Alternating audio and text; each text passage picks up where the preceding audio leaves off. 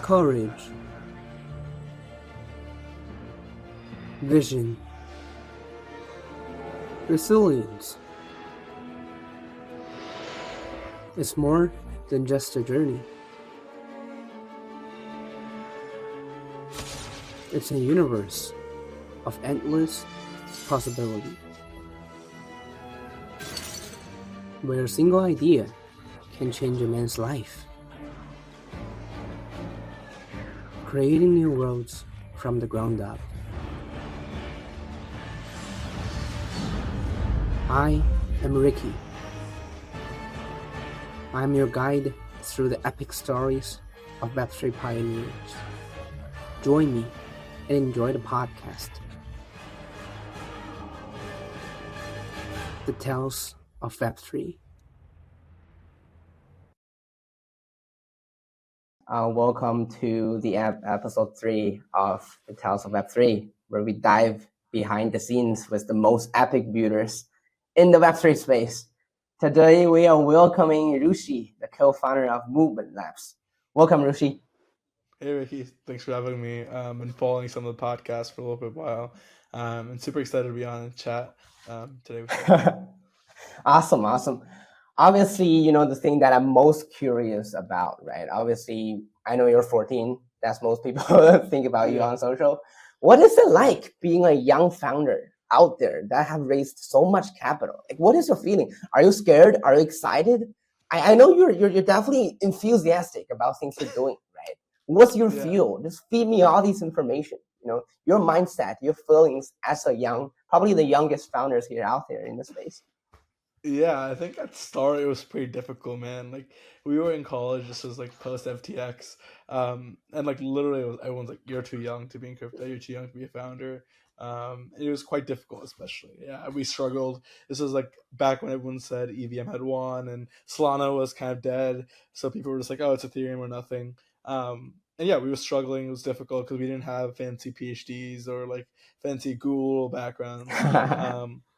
But yeah, I think now it's like kind of a strength because I'm able to have much more energy. I'm able to like wake up every day. I would say definitely have like I think we now have experience of like years of protocol development, years of experience. Our team is actually pretty old. I would say the average age on our team is like 45.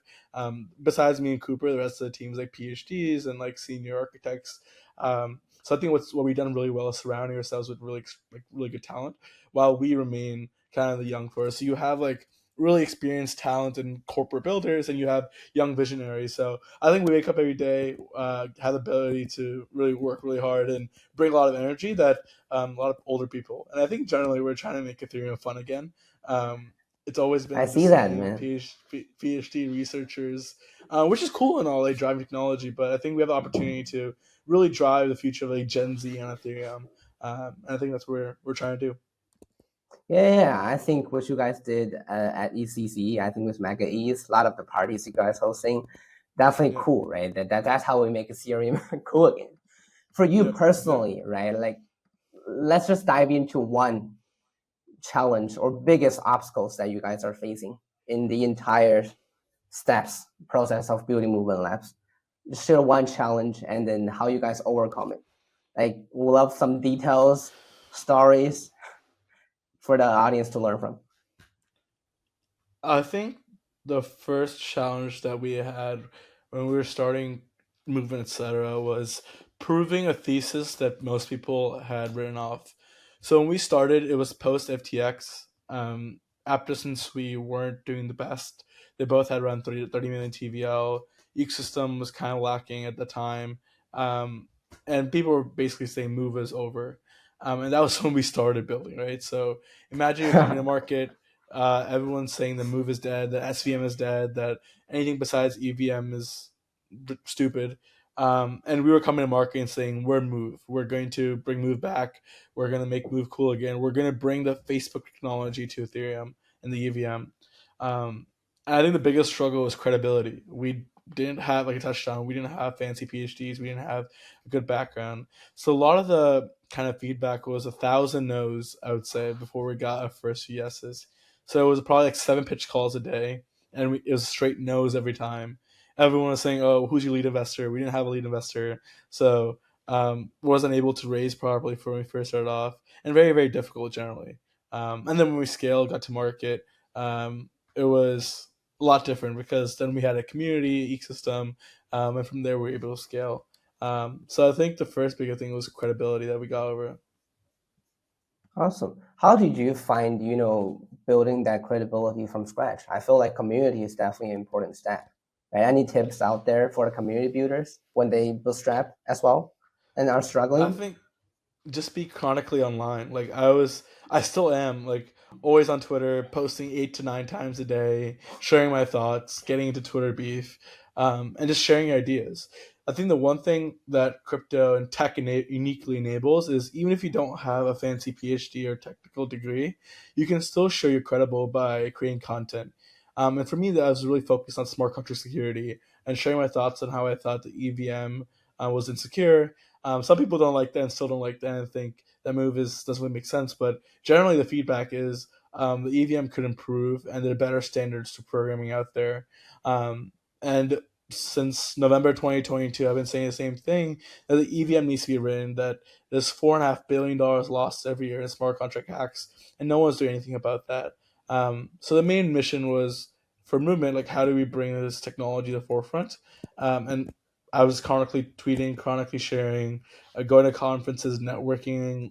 I moved to New York, went to every happy hour, and kind of networking there. It took some time until that. Yep. That's awesome. Dude, there are two things that I noticed, right? The one thing is I remember like there's the Levi Bridge leak, right? You directly write about like the code, the analysis about how this could be prevented using your Yep. technology, right? And Yep. there's also another tweet that you shared about how you are able to write 7 to 9 tweets, 10 tweets every single day Yep. while being Yep. like a co-founder, right? A lot of the works. Yep. But I think yeah, this is definitely inspiring, man. This is definitely Yep. inspiring. What Yep. is the hardest or the biggest like difficulties or tasks that Movement Labs is facing right now? What are the things that you guys are trying to solve? Trying So we're launching. I don't know when it's going live, but we're launching testnet next week. So it's a first incentivized testnet we're sharing with the public. So super super excited for that. There'll be over 25 live apps on front end for people to use. These are teams we've been working with the last 2 years and just working from ground level. And then beyond that, I would say what's really really interesting is that we're kind of bringing the first alt VM to market, or next gen VM to market. I don't know what other chains are, but I think we've established ourselves as our leaders as kind of the moving system and next gen gaming system. So we're defying a lot of the odds, and super excited to push forward today. nice, nice. What is the one application or ideal application that you would love to see building on Movement instead of, or it's only possible on Movement that is not possible on other chains, L2s, L1s, L3s? Yep. So let's like take a step back and say what is a tech stack, right? So there's some other move chains, and there's fast chains, but those are L1s. And then you have layer twos like Arbitrum Optimism that have Ethereum security and liquidity, but relatively slow. They tap out like 100 TPS. So there's kind of this Venn diagram where you have fast, high throughput chains, and then Ethereum layer twos, and this Venn diagram over that. And that's where movement sits, where you can bring the high throughput capacity of Aptos and Sui and Solana and bring that to Ethereum. And that's what we've been able to do. So I think the best example is something like Bracket, which is a fully on-chain prediction market that uses ETH as currency. So in past, for like if you want to do prediction markets, if you're doing it on like Arbitrum Optimism, it's relatively slow if you're trying to do on-chain high volume trading. And secondly, if you want to do on like a fast layer one like Aptos and Sui, you don't have a stable currency that's easy to access like ETH with built-in on ramps. So what's only possible in Movement is this fully on-chain prediction market that actually is an order book that has real-time latency, that uses ETH as currency and is very high throughput. Secondly, we have Up Network, which is kind of a mobile phone that we announced, and they're building like a fully on-chain DeepIn network, and that's only possible with our stack, where they have a custom layer two, they have a customized block space. So if they were to do that on Solana, they'd run into issues with like state management and this ability to handle load. That's what we're seeing on Solana and layer ones is after a certain point, teams want to have their own block space. That's where we're seeing like Solana layer two launches. Exactly. Uh, yeah. So what we enable is the first high throughput next gen VM stack. So if you want to launch your custom rollup in custom block space, you can use the Move stack and launch a parallelized rollup that has ability to do 30,000 plus TPS at will. And that's kind of where we're at. Nice, nice. So for you personally, you are definitely technical, right? I would say. And then like your Yep. co-founder, is he technical as well, or you guys are basically taking care of everything together? So Cooper's more focused on like community and kind of beauty stuff, while I'm more focused on like product, um, tech, and general roadmap. So we kind of split in that run. We have a head of engineering and head of research that are more day to day on the engineering side and research side. And we have like a 36-person team, so pretty well equipped right now. Oh, already 36 people, man. You guys are growing. Yep, we're pretty big. We started off So 10. what is? Oh, nice. Start of 10. Yep. Nice. What is the biggest task or the biggest challenge that you set for yourself this year that you are doing great or are still working on it? I think we want 20 movement ecosystem projects fundraise successfully. We have 8 teams that have closed rounds right now. So most of my day to day is helping teams raise and get to market. So by the end of this year, we want 20 movement teams that have closed rounds on mainnet, successful communities. And ultimately, we want to get a point where the infrastructure is not the main point, right? I think we will have a lot of layer 2s and layer 1s, and the focus is on the infrastructure, not the apps. But I think now we're seeing a revolution where the infrastructure takes a backseat and the apps are the forefront. So I Yes. think we really want to focus on these apps and have them go to market. Awesome. What's your thought about like, dealing with the investor relations, especially as a young founder? Like, do you find them very complicated, or I think you're having fun actually, right? And then especially if you're introducing your ecosystem project to them, like I want to learn more about that, right? Because for me, I really think it's important for the founders to dive deep in the ecosystem if you're building a chain, right?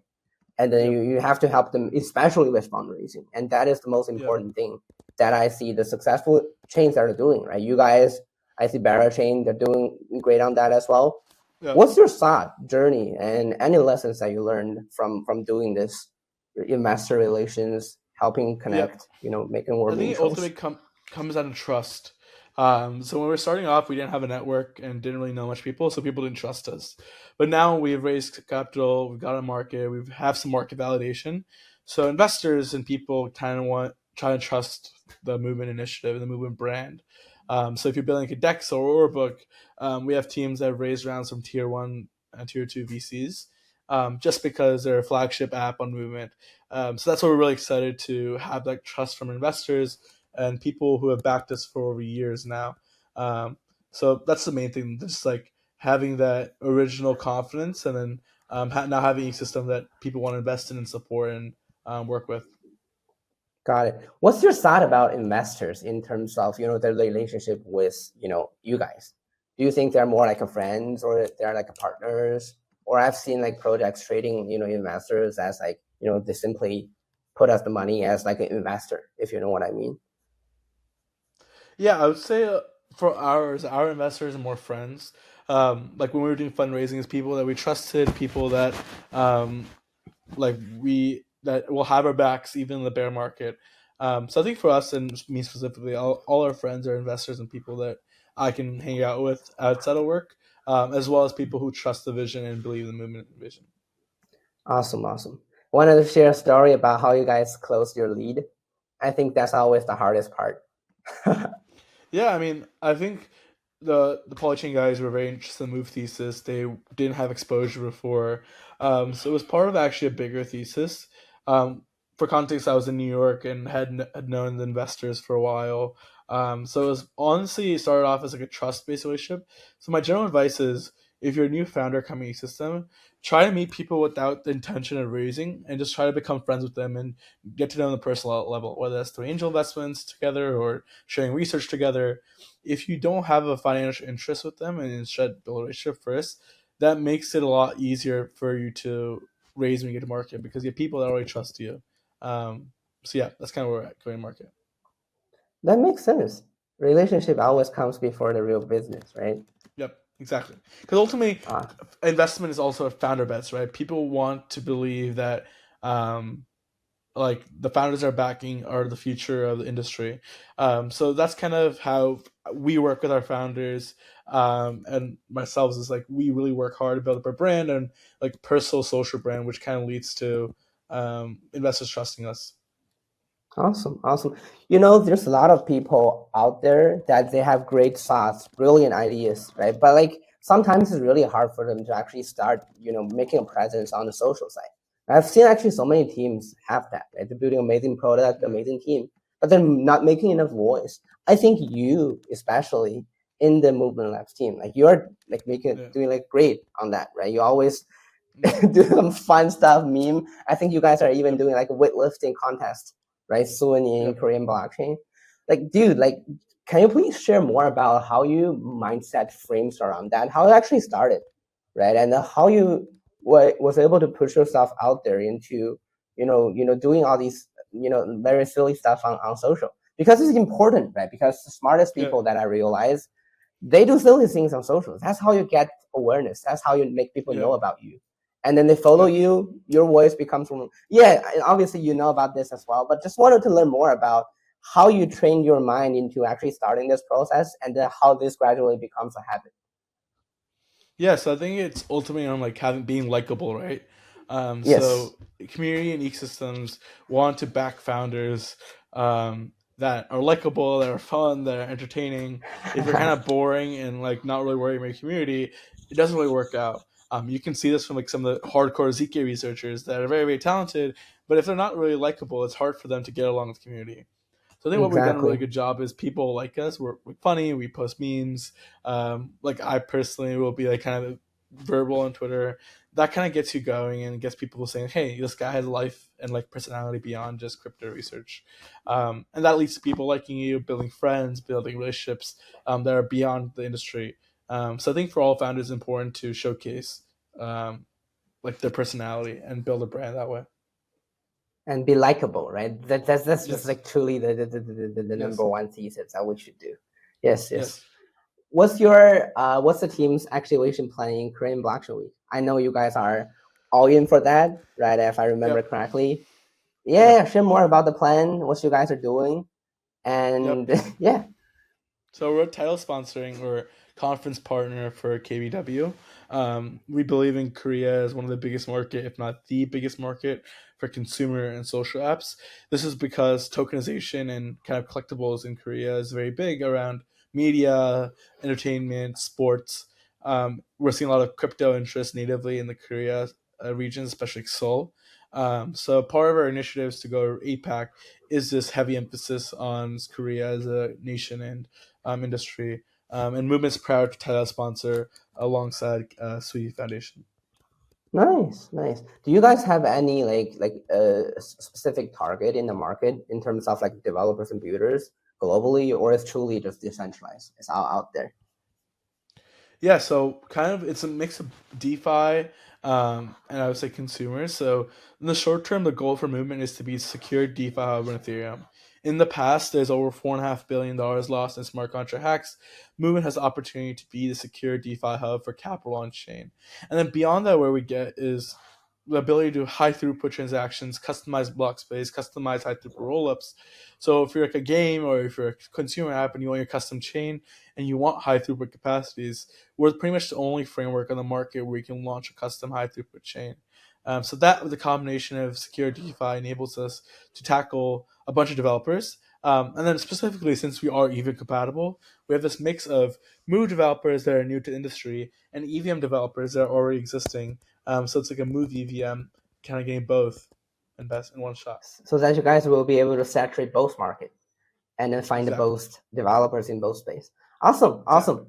I think I've got like very good insights from you. And then before we wrap up, I would love for you to share one story, right? One Rushi story in in the 20 few years of your life that you think truly represent you, right? Your journey, your personality, and for the people to learn more about you. The one single Yeah. story.